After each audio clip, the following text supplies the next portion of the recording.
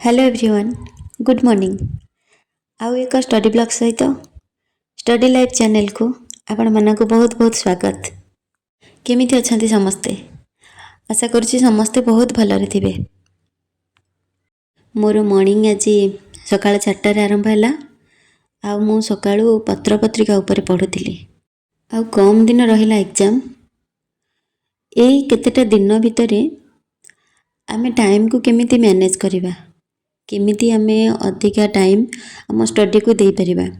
जदि हाउसवाइफ मानक कथा कहबी ताले जेते चेष्टा कले भी आमर दिनर जो काम रहुची सेथुरु आमे आमे रोसईटा को बंद कर दबा कि घर रो आकु काम अछि ताकु न करि के बसी पाठ पढिबा सेटा करि परिबानी। किंतु हमर ए भोर टाइम टा हला केही उठी नथिबे, जे पर्यंत केही उठी नांती सेई तक समय सखाळ रहला किंबा राति रे सब काम समस्ते खाई पी सारिबा परे सब रातिर काम सरिबा परे जो तक समय रहिला सेई समयटा एई जो किछि समय सेटा हमको सेतेबेले केही डिस्टर्बेंस करि परिबेनी। हाउसवाइफ मानन कथा कहूची सेई टाइम रे तांको केही डिस्टर्ब करि परिबेनी, किंतु सेई तक समय रे भी दिनटा जांकर जो काम रहुची एते सब परे जेतेबेले शरीर को टिके रेस्ट दरकार से समय रे पुणी स्टडी पाखरे बसिले हुए तो माने इच्छा शक्ति थिबो पाठ पढ़िबा पई, किंतु सेतिके समय रे जो घंटे हो 2 घंटा हो आमे पाठ पढुचंती से घंटे 2 घंटा रे हमर केते मने रहूची कहीं शरीर सेतेबेले रेस्ट खोजुची, किंतु आमर जेहेतु लक्ष्य अछि आमे जबरदस्ती पाठटा पढुचे तो केते मने रहूची।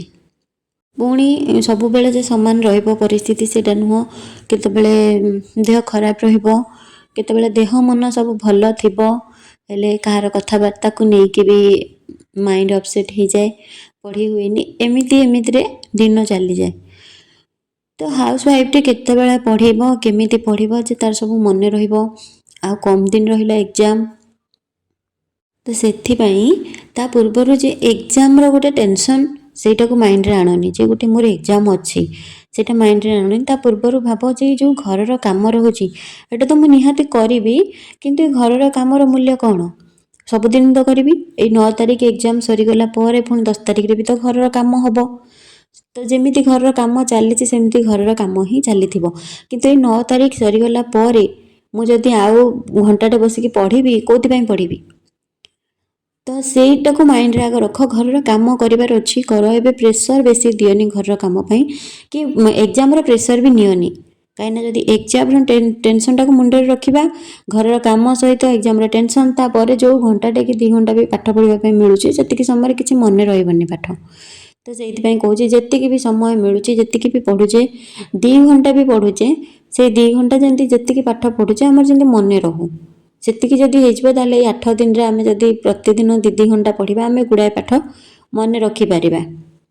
आ जदि भाबिबा जे आमे सबु काम अछि मोर जेतिकी काम अछि मु सब काम सारी देबी, काम सब सरी गला परे फ्री हे कि जाई पाठ पढ़िबी ताले सेंति कले टाइम पाइबोनी हमको। काहेकि ना सबु काम घर तो काम जाहाले गोटे ना गोटे किछि खाइ रोसई हैला, तापरे बासन धोइबा हैला, आ कपड़ा धोइबा हैला, एमदी घर सफा करिबा, एमदी बहुत काम समस्त कथा बुझी बुझी समय भी सरी जाय थाए। तो जो कामटा निहाती जरूरी सेई कामटा को करो, जोटा करी हबो परे रोसई करूचंती जदि किछिटा बासन पड़छि ता भितरे बासन भी धोई दे परिबे से सेम टाइम भितरे सब काम हेई परिबो। तो सेमिति टाइम टाको मैनेज करंतु कि नहले परे रखि दियंतु मु जाउछि घंटाटे पढ़ी देके आसे तापर आ जो कामडा अछि ताको करिवि, एमिति हेले काम को काम हबो बेसी भी टेंशन लागिबनि। काहेना एकाथरे जदि कंटिन्यू आमे घरर काम सब करिबा तो सबु काम परे आमे जेतेबेले जिबा पाठ कतिकी सब सारी सारला परे काम सेतेबेले आमे भी थकी जाइतिबा, इरिटेट भी हे जाइतिबा, तापर पाठडा किछि मने रहइबनि। मु सकाळू किछि समय पढ़िबा परे तापरे जहा घरर काम थिला सब काम गाधुआ पाधुआ सारी ठाकुर बही पढ़िथिली। बही सब पढ़ी सारिबा परे तापरे पुणी ब्रेकफास्ट तयारी करथिली। ब्रेकफास्ट करि सारिबा परे जाय कि मु पुणी आ जहा माने समस्ते खाइ पी सारिबे तापर जाय कि मु पाठ पढ़ा पाखु जिबी। आ मु एई काम करिबा भितरे जेतेबेले भी जो काम करूचे जेमिति सकाळू पत्र पत्रिका ऊपर पढ़िथिली, एबे जो काम मु करूची ता भितरे मु मने मने रिकॉल भी करूची जे को पत्र पत्रिका रे को पत्रिका को प्रेस रु बाहरी थिला केते रे बाहरी थिला, एमदी मने मने मु ताको पुणी रिकॉल करे केते मने रहिची सेटा देखिबा पई। ସବୁ କାମ ସରିଗଲା। ବ୍ରେକଫାଷ୍ଟ କରିସାରିବା ପରେ ତାପରେ ମୁଁ କିଛି ସମୟ ଆସିଲି ପଢ଼ିବା ପାଇଁ। କିଛି ସମୟ ପଢ଼ିବା ପରେ ପୁଣି ଆଉ ଯାହା ଘରର କାମ ଅଛି ତାକୁ କରିବି।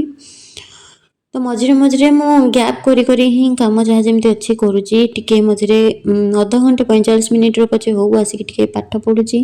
ପାଠ ପଢ଼ିବା ପରେ ପୁଣି ଆଉ ଯାହା ଟିକେ କାମ ଅଛି ତାପରେ ପୁଣି ମୋତେ ସେକେଣ୍ଡ ହାଫ୍ରେ ଯେଉଁ 3ଟାରୁ ମୁଁ ପୁଣି ଲାଇଭ୍ କ୍ଲାସ୍ ବି କରୁଛି। ଆଉ ଯେଉଁମାନଙ୍କ ପାଖରେ ନୋଟ୍ସ ନାହିଁ, ଯେଉଁମାନେ ଟୋଟାଲି ନୋଟ୍ସ ନାହିଁ, ବହି ନାହିଁ, ସେ ଲାଇଭ୍ କ୍ଲାସ୍ରେ ଜଏନ୍ କରନ୍ତୁ। ସେଥିରେ ମୁଁ ନୋଟ୍ସ ସହିତ ଡିସ୍କସନ୍ ବି କରୁଛି। ନୋଟ୍ସ ସେୟାର କରିବା ସହିତ ଡିସ୍କସନ୍ କରୁଛି ସବୁ ୟୁନିଟ୍ ୱାଇଜ୍। କିଛି ମାତ୍ରାରେ ବେନିଫିଟ୍ ତ ପାଇପାରିବେ। ଆଟଲିଷ୍ଟ ଶୁଣିଲେ ଜିନିଷଟା କିଛିଟା ତ ମନେ ରହିବ। ସେଥିରୁ ବି କିଛି ମାତ୍ରାରେ ଉପକୃତ ହେଇପାରିବେ। ଆଉ UGC ନେଟ୍ର ୱେବସାଇଟ୍ରେ ଯେଉଁ କହୁଥିଲି 3 ତାରିଖ ପର୍ଯ୍ୟନ୍ତର ଆଡ଼ମିଟ୍ କାର୍ଡ଼ ଆସିଯାଇଥିଲା। ତ ତାପରେ ପୁଣି 6 ତାରିଖ ପର୍ଯ୍ୟନ୍ତ ଯେଉଁ ଏକ୍ଜାମ୍ ଅଛି ସେ ଆଡ଼ମିଟ୍ କାର୍ଡ଼ ବି ରିଲିଜ୍ ହେଇଗଲାଣି। ୟା ପର ଫେଜ୍ଟାରେ ବୋଧେ ମୁଁ ଭାବୁଛି ଆମର 9 ତାରିଖ ପର୍ଯ୍ୟନ୍ତ ଯେଉଁ ଏକ୍ଜାମ୍ ରହୁଛି ତାର ଆଡ଼ମିଟ୍ କାର୍ଡ଼ ଆସିବ ଭାରି। କାହିଁକିନା 3ରୁ 6 ପର୍ଯ୍ୟନ୍ତ ଯେତିକି ସବଜେକ୍ଟର ଅଛି ଏକ୍ଜାମ୍ ସେ ସବୁର ଆଡ଼ମିଟ୍ କାର୍ଡ଼ ଆସିଗଲାଣି। ଯେଉଁମାନଙ୍କର ସବଜେକ୍ଟ ରହୁଛି ଏଇ ଡେଟ୍ ଭିତରେ 3 ଜାନୁଆରୀ 3ରୁ 6 ତାରିଖ ଭିତରେ ଯେଉଁମାନଙ୍କର ରହୁଛି ଏକ୍ଜାମ୍ ସବଜେକ୍ଟ ରହୁଛି ଯାଇକି ନିଜ ନିଜ ଆଡ଼ମିଟ୍ କାର୍ଡ଼କୁ ୱେବସାଇଟ୍ରୁ ଡାଉନଲୋଡ଼୍ କରିପାରିବେ।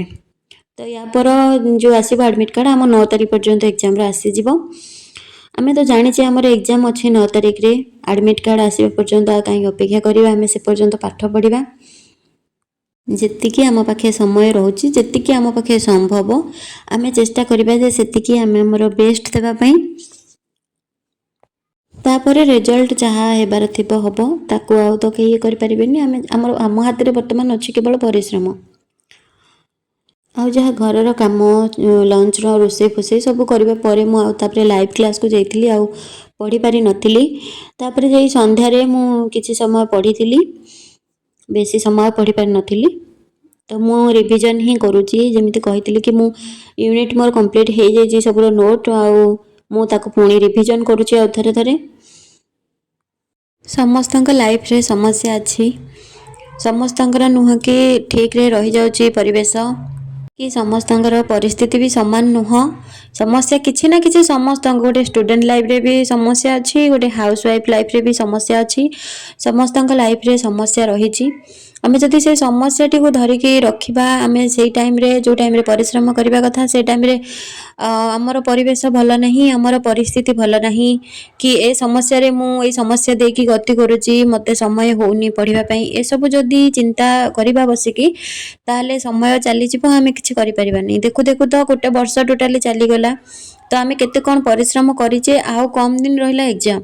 ତ ଏଇ ଏକ୍ଜାମ୍ ପର୍ଯ୍ୟନ୍ତ ଆଉ ଇଆଡ଼ୁ ସିଆଡ଼ୁ କିଛି ବି ଚିନ୍ତା ମାଇଣ୍ଡରେ ନ ରଖିକି କେବଳ ପରିଶ୍ରମ କରିବା।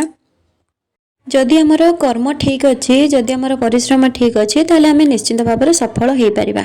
Thanks for watching and love you all.